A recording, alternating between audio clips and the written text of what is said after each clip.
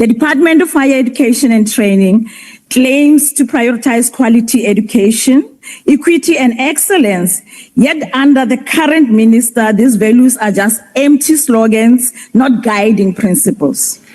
We are not here today to debate technical estimates. We are here because the very integrity of our higher education system is being systematically eroded by incompetence, deception, and the unchecked abuse of power.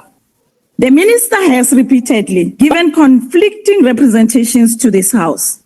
She told Parliament that an independent panel oversaw the appointment of key SETA board members. Yet the very individuals named as chairs of that process, including Advocate Terry Mutau, has publicly disassociated themselves from any involvement. That is not miscommunication. House Chairperson, that is deliberate manufacturing of the facts. It is a deception with consequences. Today, public confidence in the SETAs, those very institutions meant to train, upskill, and empower our youth, lies in tatters. Politically connected individuals and ANC insiders have been gifted board seats not based on merit but on patronage. A jobs factory for comrades while millions of young sit unemployed, untrained, and forgotten. The road does not stop at the SETAs.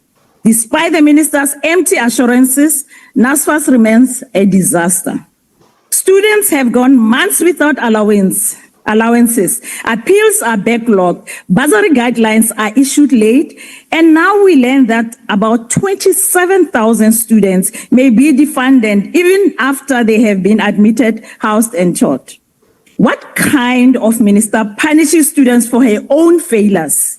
What kind of minister speaks of hope while gutting the very mechanisms that offer it? This budget cuts infrastructure grants to TVET and university sectors while ballooning administrative costs. Colleges serving poor, rural, out-of-school youth receives just 2.2% of the department's budget. Meanwhile, consultants walk away with a whooping 22.8 million rand in advisory fees. A department that cannot even spend its allocated infrastructure grants now wants to advise itself on how to spend more. We are told that the department will deliver a just energy transition. But who will train the solar technicians and wind turbine engineers when TVET colleges still lack electricity, Wi-Fi, and qualified lecturers? A transition in name only is not just. It is delusion. House Chairperson, this is a department that has spent millions on forensic investigations, but its minister, the executive authority, has taken no action against officials implicated in fraud and maladministration. Not one disciplinary hearing and not one criminal charge, not one clawback of stolen public funds. Honorable members, when corruption is left unpunished, it becomes a policy. When incompetence is promoted, it becomes strategy. Under Minister Nkabane, both flourish. She has failed to fill critical vacancies. She has failed to protect the financial viability of NSFAS. She has failed to deliver student housing. She has failed to be honest with this parliament. And above all, she has failed our youth.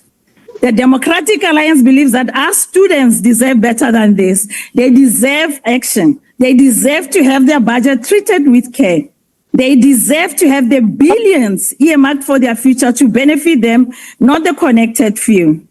They deserve a minister with competence and integrity. They deserve a minister that treats their future as a mission, not a meal ticket. President Ramaphosa must remove Minister Nkabane without delay.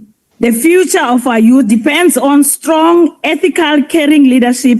And until there is accountability at the very top, every rent in this budget will be another drop in the leaking bucket.